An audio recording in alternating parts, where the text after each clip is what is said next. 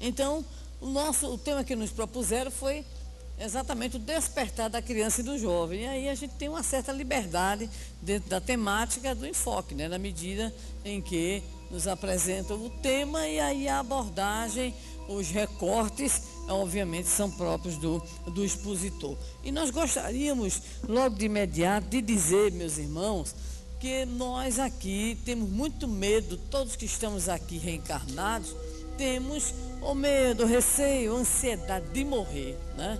Então, a gente às vezes diz assim, não tem medo de morrer não, isso é história, né? Todo mundo tem uma pontinha, né, lá de ansiedade, né? Não sabe como é que vai ser. Já imaginou se fosse uma maravilha a gente marcar dia e hora, né? Bonito, né? Bacana. Para alguns raríssimos isso acontece. Nós não sabemos o que vai acontecer conosco, nós não sabemos se vamos enfrentar, por exemplo, uma doença fulminante, rápida, né? Nós não sabemos se vamos morrer de acidente, nós não sabemos se vamos ter uma doença prolongada. E assim a gente fica na dúvida, como será, Senhor? E o Senhor diz, está guardado. Está guardado, né? E aí a gente tem aquela pontinha, se não de medo, de receio, de ansiedade. Muito bem, porque a gente está do lado de cá. Mas se a gente é imortalista, a gente tem a certeza de que morrer é voltar para a casa verdadeira, é voltar para a pátria verdadeira. Então nós não podemos alimentar, vamos dizer assim, medo, receio. Ansiedade a gente vai controlando, né? Mas é uma certeza que deve acompanhar a nossa existência, a nossa vida. É essa consciência que a gente tem da imortalidade. Por isso, é muito complicado quando a gente ouve espírita repetir com uma carga que a palavra ela é tão forte que está até na codificação. Perda de entes queridos, né? Então a pessoa diz assim, eu perdi fulano. Não perdemos não que é isso, todo mundo está achado. Deus acha todo mundo, né? Ninguém está perdido de fato, não. A gente entende que o sentido é, não vou ver mais a pessoa por um certo tempo, com certeza. Estarei longe da presença física do magnetismo do ser amado, com certeza também. Mas na verdade, nós retornamos à pátria verdadeira. Muito bem, até aí, quem é imortalista, todo mundo está de acordo. Se alguém não está de acordo, então nem imortalista é, né? Mas vamos em frente. Mas aí vem a continuidade dessa história. Qual é a continuidade dessa história? Vamos imaginar que a gente está tudo desencarnado, tudo mortinho da Silva. Muito bem, a gente está na pátria verdadeira, né, do corpo físico. Quanto ao corpo físico, a gente está tudo espírito, não tem corpo, está vivendo, né, nos ambientes variados do plano espiritual. E aí registre que a diversidade é grande, né? Muita gente já diz assim, eu quero estar numa colônia espiritual. É para poucos, tá? Outros estão dormindo nos postos de socorro, outros estão no famoso umbral, né? Tem uns mais complicadinhos que estão no 2 brau, 3 brau, deve estar, né, nas trevas, e assim vai, porque é uma diversidade de planos, de faixas lá na espiritualidade. Então vamos imaginar que a gente está tudo lá, ok, maravilha. Só que no estado que a gente desencarnou, a gente não foi para nenhum plano superior imediato, salvo exceções daqueles que já reencarnaram com essas condições. Porque nós estamos num planeta cuja característica é de sermos espíritos comprometidos com a lei divina ou natural. Tradução, criminosos. Nós somos espíritos que cometemos muitos delitos, que temos uma folha corrida, que não é da polícia daqui, mas é da polícia de lá, que deve ter também, né? Então é uma folha horrível. Então a gente, quando vai para lá, a gente pensa assim, ai que maravilha, eu estou no plano espiritual. Sim, tudo bem, você está lá, nós estamos lá, mas a gente não está lá muito quieto, não. Então a gente tem saudades, a gente tem lacunas, vamos dizer assim, nas experiências existenciais, a gente tem remorso, a gente tem tanta coisa no plano espiritual, em razão da condição evolutiva, que aí a gente está lá e a gente faz o seguinte, faz um requerimento. Requerimento é esse, Senhor, eu quero nascer de novo. Senhor, eu quero voltar para a terra. Aí tem uns que devem dizer assim, eu não quero ir para o Brasil não, Senhor. Mas isso é outro problema, né? Isso é a discussão em relação ao requerimento. Mas o que ocorre é que nós não temos a condição, na nossa situação evolutiva, de ficar no plano espiritual flanando. Alguém pode dizer assim, mas eu já li por aí em algum livro espírita que tem espírito que fica lá no plano espiritual, ó, dezenas e dezenas de anos, séculos e séculos, sim, em trabalho. Já são espíritos com muitas conquistas. Não é o nosso caso, pelo menos o meu, certo? O meu caso não é esse. Então, o meu caso, junto com alguém que possa se identificar comigo, desencarnou, passa um tempinho, olhou a folha corrida e disse, Senhor, eu quero descer de novo. Senhor, deixa eu reencarnar no Nordeste. Eu olho que eu estou trabalhando no movimento espírita para merecer voltar para o Brasil e para o Nordeste, né? E de preferência no litoral, mas tudo bem. No máximo no Seridó, que é a minha paixão, tá? Muito bem. Então, quando a gente está no plano espiritual, há uma necessidade que a gente sente em razão desse conjunto de situações que nos caracteriza como espíritos ainda necessitados do retorno. Então a gente vai, faz o requerimento e aí a gente vai se encontrar com os nossos amigos espirituais, aqueles que nos tutelam, os nossos avalizadores perante a justiça divina, os nossos benfeitores, os nossos anjos de guarda, qualquer que seja a expressão que nós queiramos usar. E aí o que é que vai ocorrer? A turma lá vai fazer o que semelhantemente ocorre aqui nas instituições. Vamos lá, você está pleiteando o emprego, você apresenta o seu currículo, vitae, famoso. Quem vai receber, você lá, a pessoa do recursos humanos, enfim, vai examinar, olhar tudinho, para ver se você, né, está apto, qual é a sua lacuna de formação, mas ao mesmo tempo qual é a sua possibilidade, não é isso que ocorre? Mas se você está pleiteando, por exemplo, a transferência de curso, você vai à coordenação do curso, ele vai pegar seu histórico, o seu PID, e aí vai dizer, olha, tem essas disciplinas aqui que você cursou, mas tem essas aqui que você precisa cursar. Enfim, alguém analisará a nossa situação. Isso ocorre aqui no nosso plano material.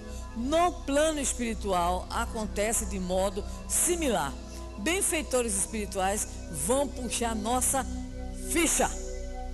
Aí, Valdir Júnior, menino vai cantar demais, vai tocar demais, menino bom esse, faz um trabalho maravilhoso nos hospitais, né, nos abrigos, que maravilha. Aí, qual é o benefício dele? Vai chegar aos 60 anos com a mesma cara que eu conheci quando ele tinha 25. O que me faz pensar que Deus é homem, porque é uma proteção com os homens que é uma coisa fenomenal. Muito bem, né? É minha queixa perante o Senhor. Aí, tá lá, vai encontrar no movimento espírita uma alma aparecida. Vai aparecer na sua vida e vai o que lhe dá estabilidade, vai, enfim, né? Vai constituir um lar. Vai receber 2 espíritos, são 2 mesmo? Vai receber 2 espíritos afins, parece, né? São afins, né? Muito bem. Então, vai receber para orientar, para encaminhar. Maravilha, né? Vai trabalhar no movimento espírita, uma bênção. Muito bem. Então, faz um planejamento reencarnatório. Mas presta atenção, Júnior. Vai estudar, vai ser bom filho, bom marido, bom pai, bom espírita, honesto. Porque, né, contador, né, então tem que ser honesto. Alguém tem que se salvar nesta nação, né, entendeu? Para poder o quê? Tudo isso é para poder Júnior reencarnar e dizer assim, olha, eu tenho mais ou menos essas metas a atingir. Muito bem, vai ter o quê? Não vai ficar careca. Ele ficou muito feliz no plano espiritual quando ele soube que não ia ficar careca nessa encarnação, né? Uma saúde, é um atleta até hoje. Esqueça, viu? Você, sua prova, tá? Até hoje joga bola. Imagina, joga bola? Até hoje joga bola. Imagina, saúde boa, né? Tranquilo, não tem vícios. Então, tem um planejamento bacana. É você mesmo. Se você não acredita, eu posso contar de novo. Então, o que é que ocorre? Júnior reencarna e ele vai exatamente aí tentando cumprir mais ou menos, né? Aí a gente pode dizer assim, mais ou menos, sim. Tem gente que faz mais. E tem muita gente que faz menos. Né?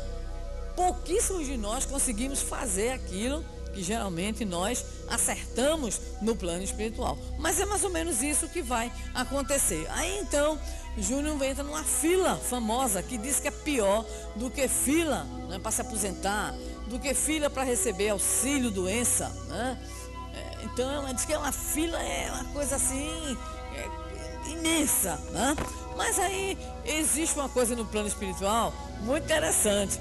Quem quiser que diga que não, mas que tem apadrinhamento, tem.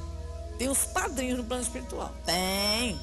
Agora, a diferença é que os padrinhos daqui não têm ética, né? E os de lá têm ética e têm critérios. Porque Júnior podia ter pedido assim, ô Senhor, eu quero a prova da beleza. Eu quero a prova, beleza maior, né? Porque é bonito, né? Eu quero a prova da riqueza. Aí o Senhor vai dizer, bonito, né? Quer reencarnar lindinho e riquinho. Nem pensar. Nem pensar porque vai ser derrocada. Então não vai. Vai lutar pelo pão dia por dia. Vai no sacrifício. Então, o que é que ocorre? O teor ou a natureza daquilo que a gente pede lá no plano espiritual em relação à próxima encarnação tem a ver com alguns critérios que a gente vai colocar aqui, né, já adiantando o item, seguirá um planejamento reencarnatório. Porque tudo dependerá dos merecimentos de Júnior e tudo também dependerá das possibilidades e das necessidades evolutivas que Júnior terá. O que aconteceu com Júnior, acontece com cada um de nós. Então, por exemplo, Sandra Boba, essa alma penada, tá lá, quinta filha, pernambucana, não é isso? Família pobre, mais tranquila, serena, espírito endividado, com 6 anos já estava no centro espírita, porque, né? Ela estava no centro espírita com 6 anos de idade, né? Para poder já segurar, foi para segurar a criatura, né? E aí, vai casar com um, vai tirar na loteria, vai ganhar na loteria, casa com a Cis, né? Pronto, é a loteria, não posso querer ganhar na loteria, na Mega Sena já ganhei, né? Então, 2 filhos, né? Que são filhos bons, são honestos, são íntegros, né? Muito bem, movimento espírita, trabalho, aos 23 anos incompletos terá autonomia financeira. Olha, aconteceu comigo. Aos 23 anos eu tinha autonomia financeira. Vala-me Jesus, quando eu penso na linha de crédito que eu pedi, eu penso no que eu tenho que pagar. Eu digo, eu paguei muito pouco, fiz muito pouco, né? Estou fazendo muito pouco. Então, cada um de nós, uma família, fiquei órfã muito cedo, né? Mas a mãe segurou as pontas e assim vai. Então, cada um de nós, aí o outro, vamos lá pegar imaginariamente, José, de repente reencarnou num contexto dificílimo, um pai ao qual ele tinha aversão, né? Maria reencarnou com a doença congênita, né? Josefina reencarnou com limitações do ponto de vista mental, reencarnou com deficiências, com determinadas doenças, e assim cada um de nós vai ter o planejamento reencarnatório balizado, preste atenção nas 2 palavras, pelos nossos merecimentos, ou seja, aquilo que a gente já alcançou, a linha de crédito que a gente já pode lançar mão, mas as nossas também necessidades, em função de quê? Do grande objetivo da reencarnação, que nós já sabemos qual é, que é a nossa evolução espiritual, o nosso progresso intelecto moral. Então, vamos voltar para Júnior. Júnior vai reencarnar. Muito bem. Então, como Júnior é um espírito de certa condição, não precisou dormir muito, né? Não teve aquela sonolência própria de quem vai reencarnar, porque o pessoal, se a gente tem medo, presta atenção, se a gente tem medo de desencarnar, o pessoal que vai reencarnar, salvo raras exceções, os espíritos têm pavor, medo. Sabe por quê? Porque eles dizem assim em alguns depoimentos: entrar na carne ou mergulhar na carne é sempre perigoso em função do esquecimento do passado. E, obviamente, do novo contato com a dimensão fisiológica, aí vem instintos, emoções básicas, né? E principalmente em função das configurações por onde o indivíduo estará andando, ambiente familiar, ambiente social, ambiente cultural, né? E muitos, então, têm verdadeiro receio de reencarnar. Então, reencarnar não é fácil.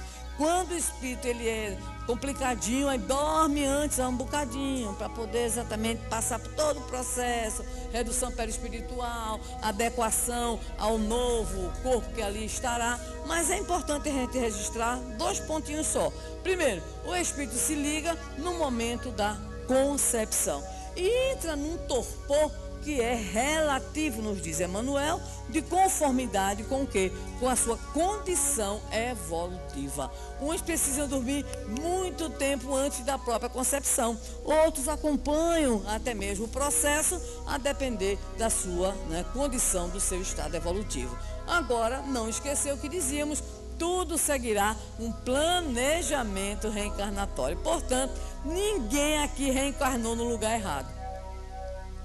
Primeiro ponto. Ah, mas eu queria ter reencarnado na Finlândia. Pois é, né? Vai morrer de frio, desgramado. Então, não é assim. Ai, mas eu queria ter nascido na família rica. Não esquece não. Ai, mas eu queria ter escolhido assim o modelo organizador biológico para ser bonito, igual um Brad Pitt, ou linda, igual a Angelina Jolie. Não dá, minha filha, é queda, cuidado. Não é assim exatamente. Então, há um planejamento reencarnatório que vai envolver a dimensão corporal, desde cedo, porque o corpo é um filtro reparador, né?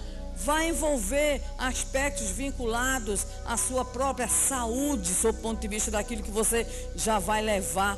Então, por exemplo, suicidas, a gente já sabe. Pessoas que em reencarnações anteriores, nós mesmos, quem sabe, complicamos o nosso corpo físico por N caminhos, aí reencarna desde cedinho. Uma gastritezinha básica, não é verdade?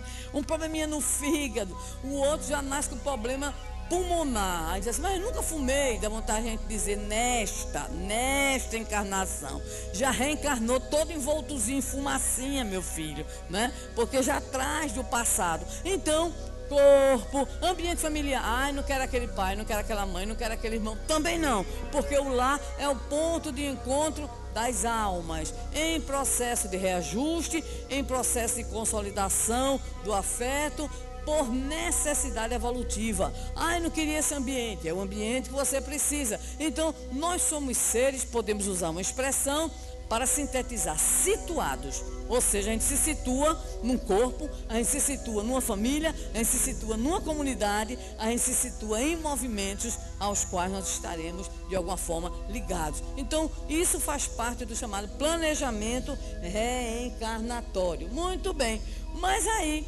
a partir desta situação, nós já podemos ver que a ideia que o Espiritismo tem da infância, da criança, é diferente. Primeiro, para nós, a criança não está ali aqui agora, alma criada aqui agora. Não, a criança é um espírito imortal.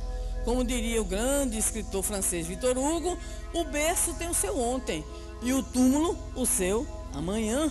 Então, o antes, nós somos espíritos imortais, porque temos o antes e teremos o depois. Mas preste atenção, toda criança possui uma biografia, o espírito que reencarnou. Quando chega na nossa casa, a gente se abestalha. Oh, meu Deus do céu.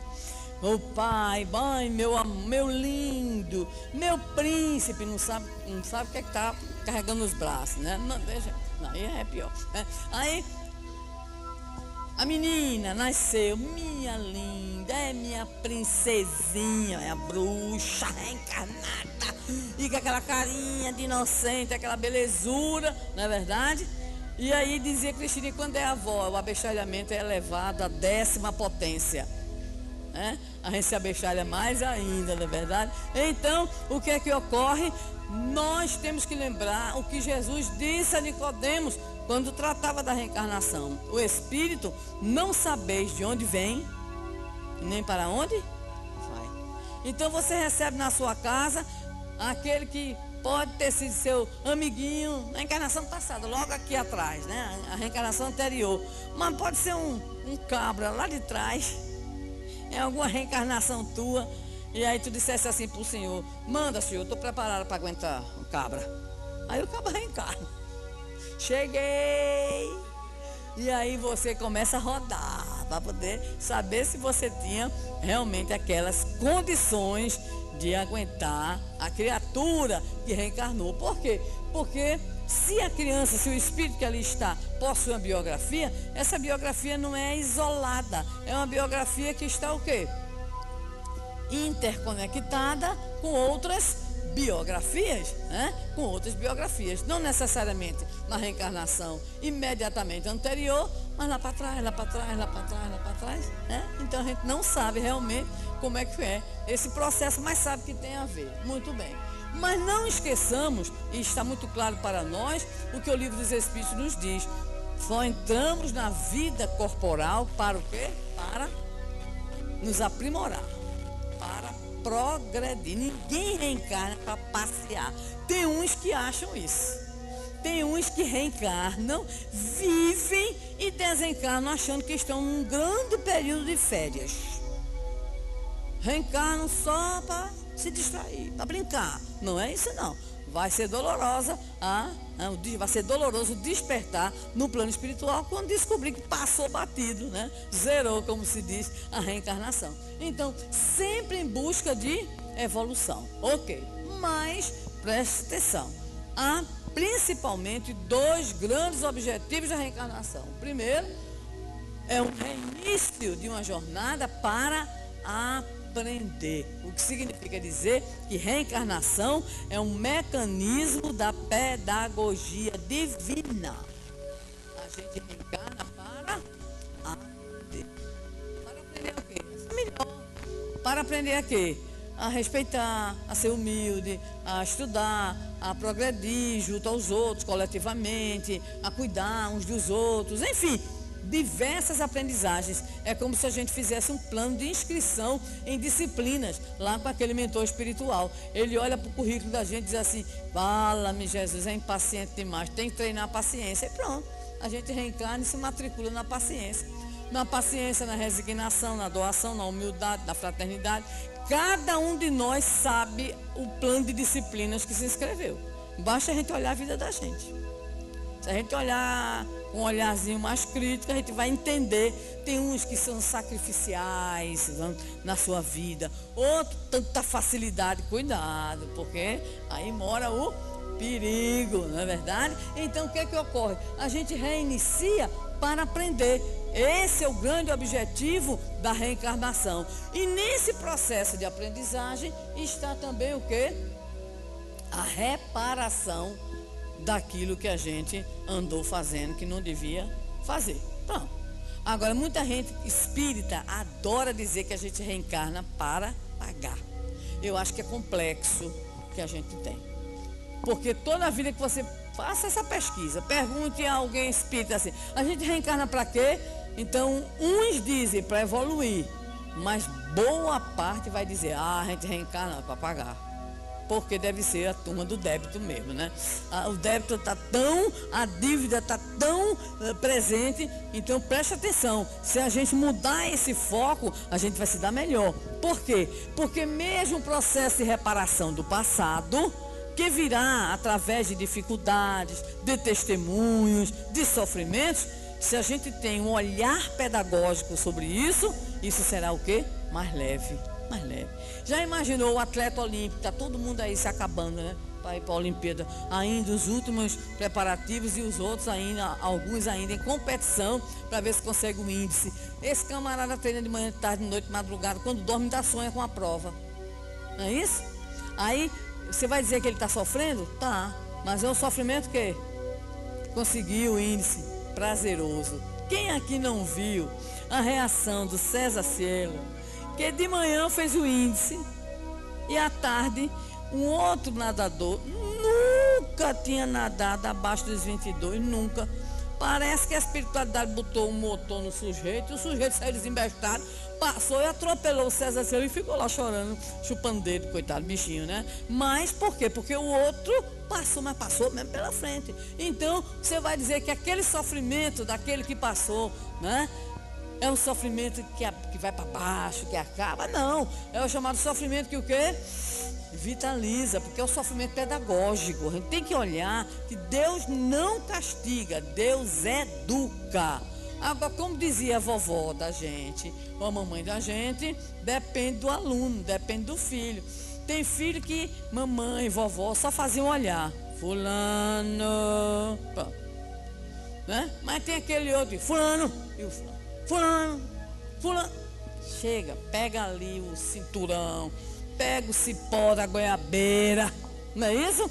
Porque depende da natureza da criatura. Então, o que é que ocorre conosco? Nós temos também, vamos dizer assim, o envolvimento pedagógico com métodos que variam, porque nós que somos pai, mãe, avó, tio, tia, nós sabemos que a educação tem uma dimensão extremamente pessoal. Você tem 2 filhos, Júnior, um é igual ao outro? Não é de jeito nenhum. Aí mãe adora dizer assim, eduquei tudo igual, ele errou com não sei quantos. A minha, que fomos 6, ela sempre abriu a boca para dizer assim, eduquei tudo igual, ele acertou com 1 e errou com 5, então. Porque cada um é diferente, a maneira, o modo, a forma e assim por diante. Então, o que é que vai ocorrer? Cada um de nós vai receber o influxo dessa pedagogia divina de conformidade com as nossas próprias características. Mas o objetivo é sempre o quê? Aprender. O objetivo é sempre o quê? Evoluir. O que Deus quer, está lá na Eclesiastes, não é a morte do ímpio, mas é que ele o quê? Ele se arrependa e tenha vida, e vida em abundância. Mas o que é que ocorre? É uma espécie assim de, usando uma expressão nordestina, de leseira. O espírito, ele reencarna leso. O que é isso?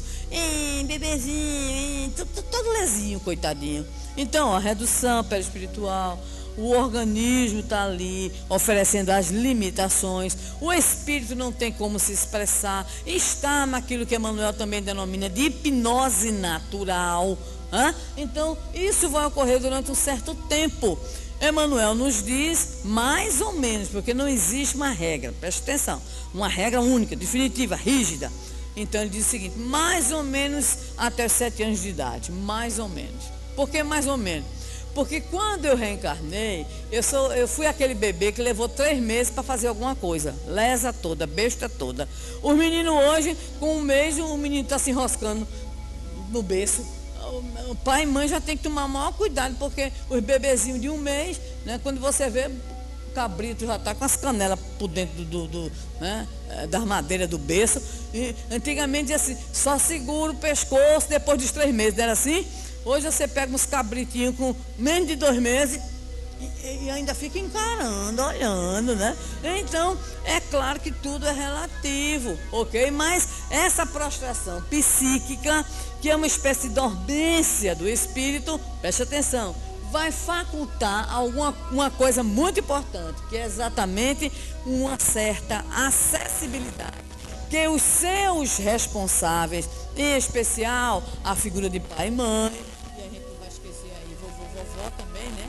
Tio, titia, irmãos mais velhos, ok? Então, nós temos uma atuação muito forte. Por quê? Porque é nesse período, olha que coisa linda ali, né? Olha que coisa linda. Então, é exatamente nesse período, é como se o espírito tivesse assim, mais ou menos adormecido. Perguntará a alguém, peraí, tem umas pestes que reencarnam desde cedo. É verdade. Há estudos, inclusive hoje, da psicologia, porque aquela velha ideia de que a criança, ela é o quê? Um anjo de candura, buf, morreu, não tem mais não. Já se sabe que há crianças que desde a mais tenra idade já vão né, revelar, vamos dizer assim, certas inclinações. Isso não é coisa só que os espíritas vêm dizendo, que Allan Kardec diz que os espíritos disseram, não. Não, isso já é coisa hoje estudada, que está aí, divulgada. Inclusive, eu acho que eu recebi pelo pessoal da creche, que foi de outro grupo, né, exatamente um link de um vídeo sobre estudos em relação a essa natureza, vamos dizer assim, não tão angelical das crianças. Mas, de forma geral, é um período, a infância, de o quê? De ser mais acessível a uma espécie de plasticidade, né? E aí o que é que vai ocorrer? Vai ocorrer que somente lenta e gradualmente, com o próprio amadurecimento dos órgãos físicos, é que aquelas ideias que o espírito tem, ou seja, o seu patrimônio, é que vai aparecer. Geralmente aparece quando, em que período? Está lá na questão 385 de O Livro dos Espíritos, na famosa adolescência. Quando a gente pensa que foi o próprio Kardec, vamos dizer assim, que ficou aperreado, né, com a questão da adolescência, que isso é coisa de hoje, não, Kardec já se preocupou com a adolescência. Na 385 ele faz a pergunta, por que é que na adolescência tantos espíritos demonstram o quê? Uma mudança de comportamento. E o Espírito de Verdade vai exatamente esclarecer que é nesse período que o Espírito, ele o quê? Ele vai retomando. Mas antes do nosso Kardec, o que é que diz Emmanuel na obra Religião dos Espíritos, na página 112? Ele usa uma expressão que eu pessoalmente achei poética, né, artística e profunda. Ele diz assim: transfigurou-se então a ribalta, mas a peça continua. Houve uma mudança mais ou menos de cenário, mas a peça é a mesma. E eu, Data Vênia Emmanuel, diria, o artista principal é o mesmo, tá? Olha o que Emmanuel diz. Pouco a pouco, o espírito reencarnado retoma a herança de si mesmo na estrutura psicológica do destino, reavendo o patrimônio das realizações e das dívidas que acumulou, a se lhe regravarem no ser. Aí como é que isso vai aparecer? Como é que aquilo que foi exatamente tudo aquilo que o espírito vivenciou, ou o patrimônio do espírito, como é que aparece? Emmanuel diz, na forma de tendências inatas. E o que é que vai ocorrer? Reencontrando as pessoas e as circunstâncias, as simpatias e as aversões, as vantagens e as dificuldades com as quais se acha afinizado ou comprometido. Pronto. Então, né? Criancinha, tudo bem, vai crescendo na adolescência, essa ideia, né? Mas não esquecer, não podemos desperdiçar esse período, porque é nesse período que o quê? Está favorável, vamos dizer assim, o vento está favorável a novos conceitos e valores pela ação educativa. Deixar menino crescer e criar menino como se cria ou como se cultiva batatas, não dá. É comprometimento espiritual grave, gravíssimo. E aí, quando Kardec fez exatamente a pergunta, qual é a razão da mudança que se opera no caráter do indivíduo em certa idade, especialmente ao sair da adolescência? Ele perguntou, é o espírito que se modifica? E a resposta, é o espírito, na mesma harmonia com o que Emmanuel disse. É o espírito que retoma sua natureza e se mostra tal qual era.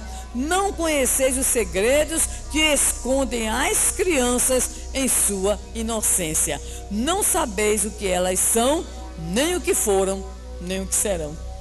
Pronto. Então, a resposta para nós, então, é muito clara. Mas o que é que fica para nós? É que esse período, em especial, o período que vai até os 7 anos de idade, é a fase mais propícia a quê? Novos valores. Inclusive, chama a atenção, Emmanuel, para uma coisa, para o autoconceito e a autoestima, para que a própria criaturinha, ela comece a se valorizar. O que é que a gente vê por aí? Às vezes o menino é danado que só mesmo, a menina é o pé da besta, e ao invés de encontrar aquela palavra, né, que diga assim, mas você, no sentido positivo, vai dizer o quê? Mas é uma peste. Menino! Menina! Eu conheço uma história relatada pela nossa querida Lúcia Moisés, de Niterói, evangelizadora, professora. Ela tem um livro na área acadêmica chamado A Autoestima Também Se Constrói. E ela então relata o caso de um menino, Joãozinho lá, o Ezezinho, nem me lembro mais do menino, ou João ou Zé. E aí ele chegou na escola, a mãe puxando, arrastando o menino e disse assim, na coordenação, disse assim, este menino é uma peste, ele é um demônio. Pode bater, porque esse aqui só vai na peia. É o demo. E parece que a mãe dizia sempre para ele, você é um demo, você é um demo, você é um demo. No estudo que a Lúcia Moisés fez de autoestima, a história do menino é que, com pouco tempo de escola e tudo, ele subia no birô e fazia assim para os meninos com a boca aberta, eu sou o demo, eu sou o demo. Porque existe uma coisa na linguagem chamada internalização. É só lembrar Bakhtin, né, que nos fala exatamente da internalização da linguagem. Por isso, muito grave aquilo que nós dizemos às nossas crianças. Depois de ler, estudar um pouquinho mais esse trabalho da Lúcia Moisés, eu tenho um neto assim postiço, que é meio teimoso que só ele. Aí eu chamei os meus filhos e disse assim, a partir de agora ninguém vai dizer que Inácio é teimoso. Para ele não internalizar que ele é teimoso. Aí meu filho olhou para mim e disse assim, quer dizer que a gente agora vai mentir. Eu digo, é piedade, né? Então tem que ter cuidado com o que a gente diz.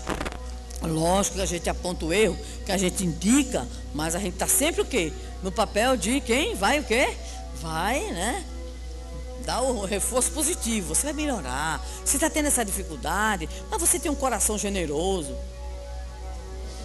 Você fez isso, mas você não fez porque você queria mesmo. Foi assim, só uma coisa de momento.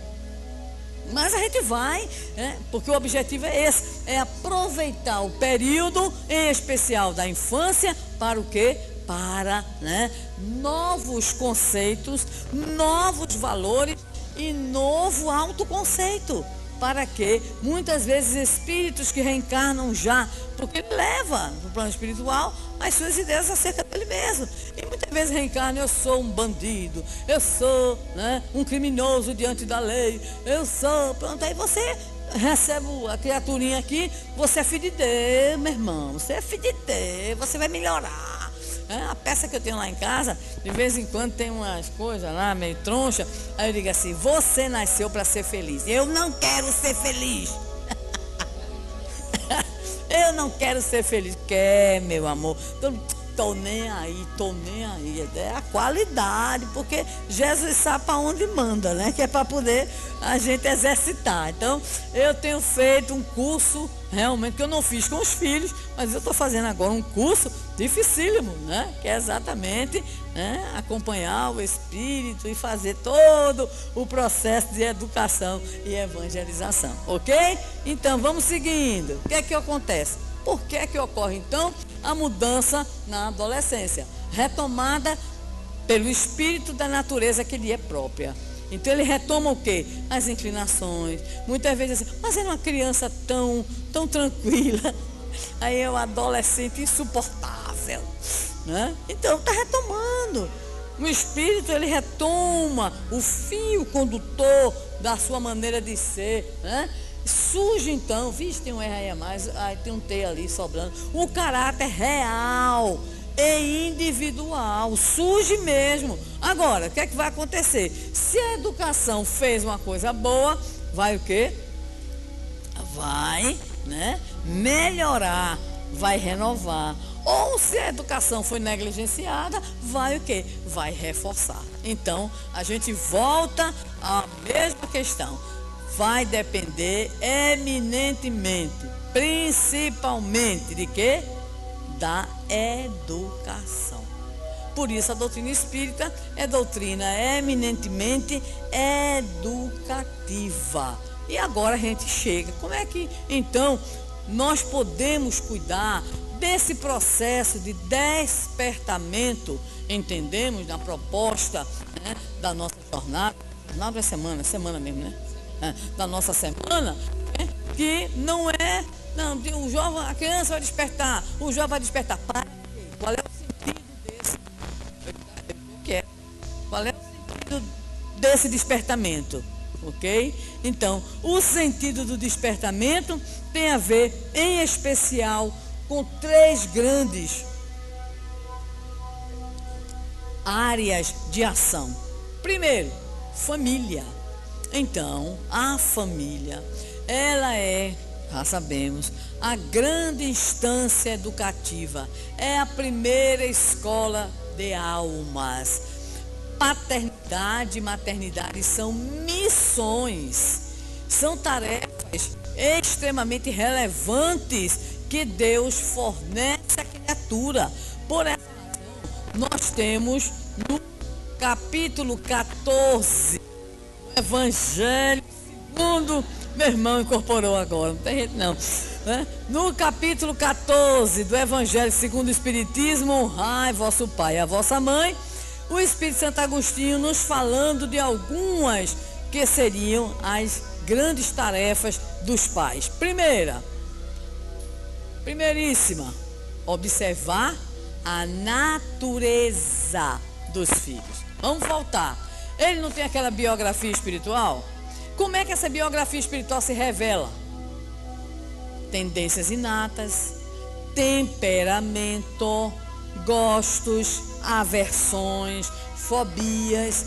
Então, tudo isso está presente já. É o patrimônio que traz. Não sei se vocês conhecem, mas acredito que vocês conhecem. Muitas vezes a criancinha pequenininha, ela tem uns tique-tique, só Jesus na causa e Deus no gancho. Por quê? Eu conheço um bem perto da família, que ele só gostava de tomar banho. Ele tinha que tomar banho às 5 horas da manhã. Precisa acordar 5 horas da manhã para tomar banho, vai dormir, menino. E você sabe que criança não tem noção de calendário, né? Pode ser sábado, pode ser domingo, pode ser feriado. Cabrito era desse jeito, não sei se hoje ainda é assim, mas tinha esse comportamento. Ele acordava e banho. Acho que foi uma das primeiras palavras que o menino aprendeu a falar, foi banho, né? Banho. Então, 5 horas da manhã. Então, o espírito, ele reencarna, né, com algumas coisas já né, próprias dele. Vocês estão aí lembrando, né, de vocês e lembrando, né, daqueles que vocês criaram ou com quem vocês conviveram. Então, desde cedo o quê? O menino gênio, imagina, né? Mozart, aos 4 anos de idade, suas primeiras composições, Mozart, né? Tem eu não sei, ele é oriental, não sei se é coreano, se é japonês ou se é chinês, né? Né? 2 anos já lia, né? 6 anos já era não sei o quê. Ou seja, ele é hoje considerado o maior QI do mundo. Ninguém chegou ao QI dele, 210. É um QI nem Einstein. Nem, certo? Ninguém. 210, né? Doutor em quê? Ele acho que com 10 anos de idade, 12 anos de idade, já era doutor em cálculo diferencial, matemática espacial. Eu vou precisar de umas 300 reencarnações para aprender essas coisas, e o danado, mas é cada um com o seu, né? A sua conquista com o seu talento. Então o que é que ocorre? Cada espírito, e Agostinho chama a atenção, o espírito reencarna, aí não saber de onde ele vem. Agora estude que você vê a inclinação. Vai observando a criaturinha, não se abestalha muito não, né? Tudo você achar bonitinho, mas não é esperto demais o menino, não pode ver moeda que pega, é esperto não. É outra coisa. A menina com 4, 5 anos já tem namorado, porque olha para você questiona, não, eu já sou grande. Você já ficou com algum colega na escola? Quase que eu desencarno um dia desse, quando eu soube dessa história, né? A minha neta contando de uma coleguinha, diz assim, pois é, ela disse que vai namorar com fulano. Eu disse, mas ela disse que se fulano não quiser, ela quer ciclano. A menina tinha uma lista, e não era tríplice não, era uma lista sextupla, né? Se fulano não quiser, vou com fulano. Ele disse, o que é namorar? É ficar, vovó. E eu quase assim, tem uma tendência familiar, infarto. Então quase que eu disse, minha filha, o que é ficar? Quase já chorando. Não, é dar a mão. Ai, graças a Deus, pelo menos.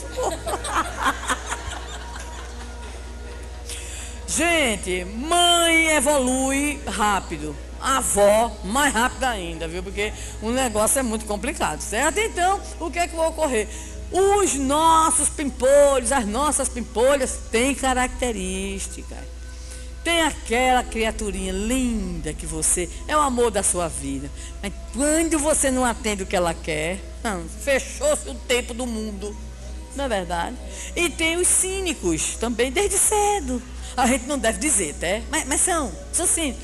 Morre de dizer que não fizeram. E fizeram, tá? Fizeram. Então você tem que descobrir.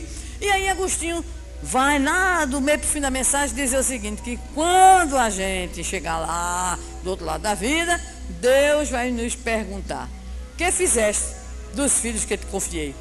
Eu morro de medo dessa pergunta, que ele vai dizer assim: o que fizeste dos filhos, da neta? Aí começou, eu disse: senhor, pare, porque já mandou demais. Vai ser uma confusão com o divino, né?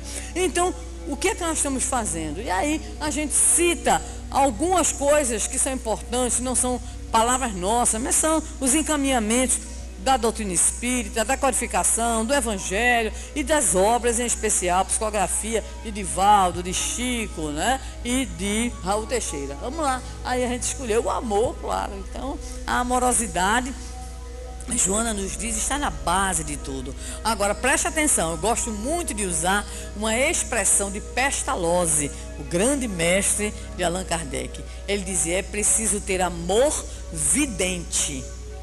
Vamos lá, nada com mediunidade, tá? Amor vidente é o quê? Está com os olhos abertos. O que é que significa? Você ama, mas você enxerga o quê? Os defeitos. É amor vidente. Porque ele mesmo se, vamos dizer assim, se punia, se criticava, porque ele não tinha conseguido ter amor vidente pelo próprio filho, Jacob, né? Então, ele, mais na velhice, ele vai dizer, vai propagar a necessidade do amor vidente, né? Que é o amor, mas que ama, mas que olha para o quê? Para orientar, né? Ama cuidando, mas orienta. Ama cuidando e orientando, mas disciplina. Ama cuidando, orientando, dando disciplina, mas também exemplificando. Então são, vamos dizer assim, atitudes fundamentais. O amor na base, o cuidado, que é algo muito importante. A criança, o adolescente, o jovem tem que se sentir cuidados. Faz um mimozinho com essa peça. Olha, filho grande, marmanjo já, 30 anos de idade. Aí você vai no supermercado, você vê aquela porcaria que ele adora beber, uma Coca-Cola terrível, né? Trouxe para você veneno, mas sei que você adora. Ai, trouxe para você. Ai, eu vi, a outra gosta de queijo gorgonzola. Eu também gosto, né? Só gordura, né? Mas tá aqui, entendeu? Então, aqueles mimozinhos que a gente faz. Então, filho, nunca deixa de ser o quê? Criança, né? Por isso que a gente vê muitas mães dizendo assim: meu bebê. Aí quando você vai olhar o bebê, é um monstrengo aí. Eu tenho certeza que a mãe de Alexandre diz assim: meu menino. O Alexandre que cantou ainda agora, né? O Alexandre, enorme, né? Alexandrão, muito bem, ok? Muito bem, papel da educação. Porque não, isso tudo é bonito: amor, cuidado, orientação, disciplina, exemplo. E aí também está a educação, mas não esquecer, em especial no processo educativo, novos valores. Desde cedo estimular o quê? Cuidado com a natureza, respeito à diferença. Desde cedo, desde pequenininho, o gosto de dar. A peça rara que eu falei, da neta, né? Que é meio azogada. Então eu disse assim para ela: olha, você tem tanta boneca, e aqui, de vez em quando, passam as crianças aqui que não tem boneca. Você podia separar umas bonecas, né? Para você dar, né? Ela disse: é mesmo, né, vovó? Eu digo: separe, aproveita. É mesmo, né? Fui lá e separou.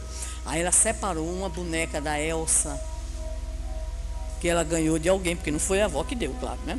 Ela ganhou de alguém uma boneca lindíssima e caríssima. Quando eu olhei, aí eu disse: você vai dar essa Elsa? Aí eu disse: vou. Aí quase que eu tenho uma recaída.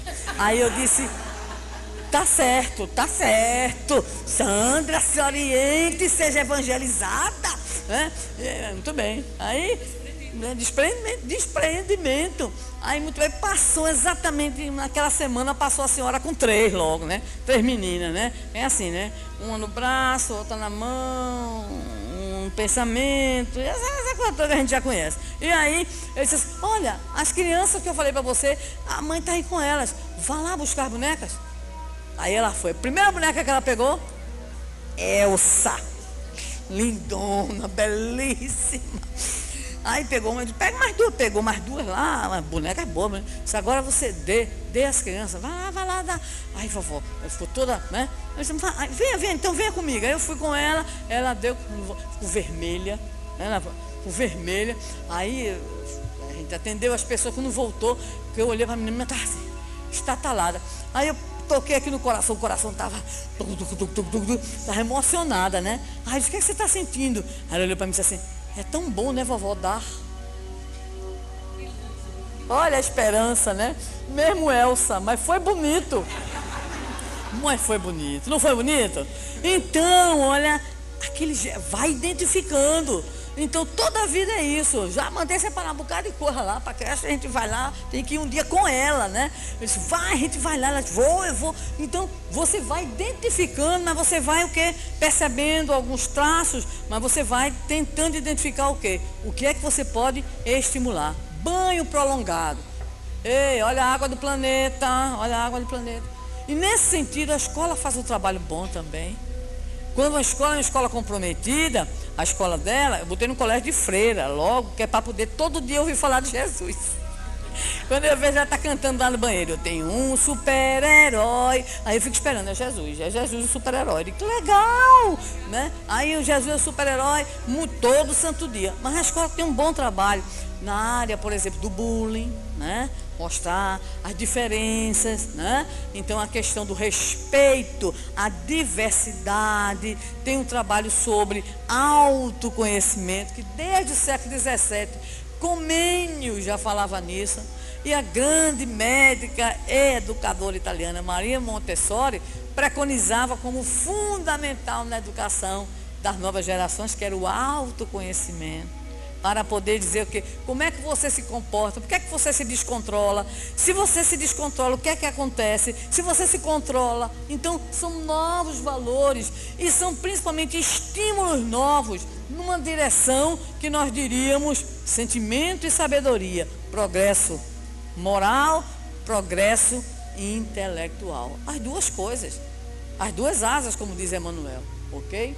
E finalmente, papel da evangelização, tá? O papel da evangelização, porque a casa espírita, nesse processo de despertamento da criança e do jovem para uma compreensão diferenciada da sua própria existência, a evangelização é fundamental. Por quê? Porque ela apresenta uma concepção imortalista e reencarnacionista, né, da existência. Ao mesmo tempo, é um estímulo à prática do bem, através principalmente de espaços que são espaços motivadores.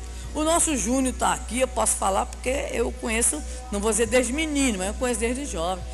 Júnior, ele falou do trabalho ali que faz nos hospitais, tudo mais. Mas ele fazia em 1900 antigamente. 1900 antigamente, né, era na juventude espírita.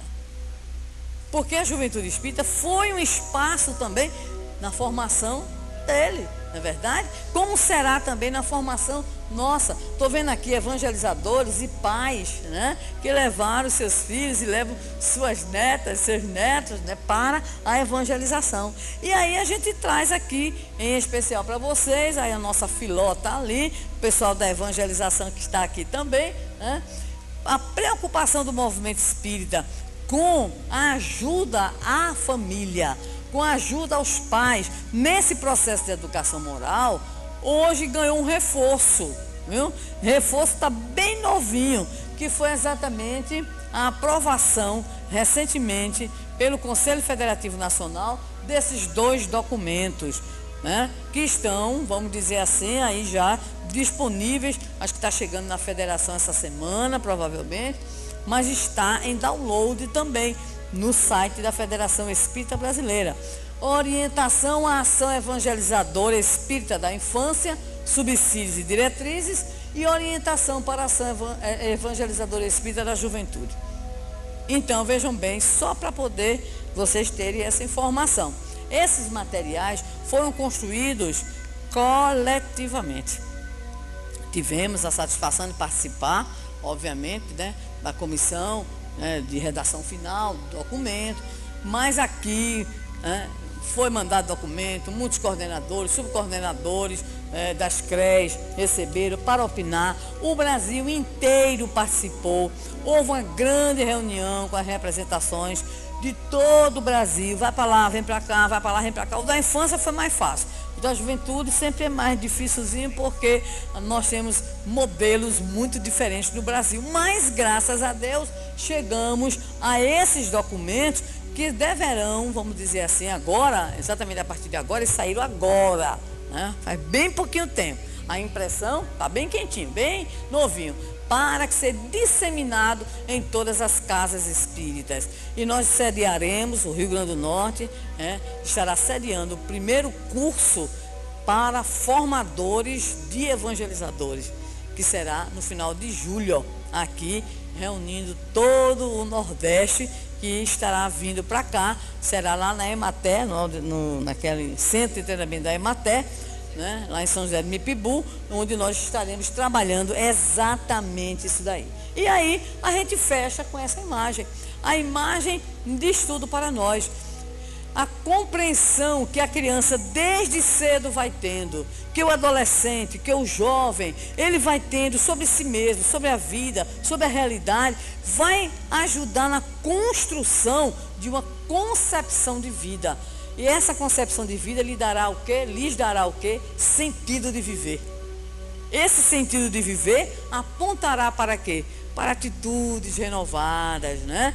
E mesmo que a gente tenha aquela tropa que viveu conosco, compartilhou conosco, depois diz assim, não quer mais ser espírita não tem problema não, porque o objetivo não é ser espírita, o objetivo é ser homem de bem e mulher de bem. O objetivo nunca é o rótulo, nunca é que a gente, se for espírita, maravilha, se não for, não tem problema nenhum. O que nós desejamos é que as nossas crianças, os nossos jovens, eles possam exatamente se tornarem homens e mulheres de bem, porque a semente fica, não tem como, a semente vai ficar.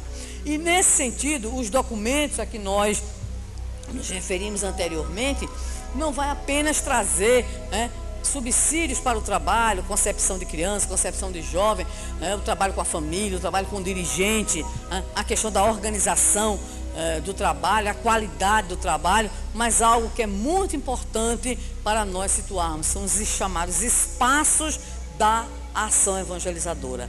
Não mais apenas o centro espírita, ou no máximo o centro espírita com a família, mas há também uma perspectiva nova a partir de algumas experiências exitosas que o Brasil todo apresentou, né? No sentido da gente ampliar essa cooperação, né? Inclusive dentro da própria casa espírita, envolvendo não apenas o departamento, mas toda a diretoria, todos os demais, vamos dizer assim, setores, dentro da grande perspectiva a qual nos referimos en passant. Doutrina espírita é doutrina eminentemente educativa.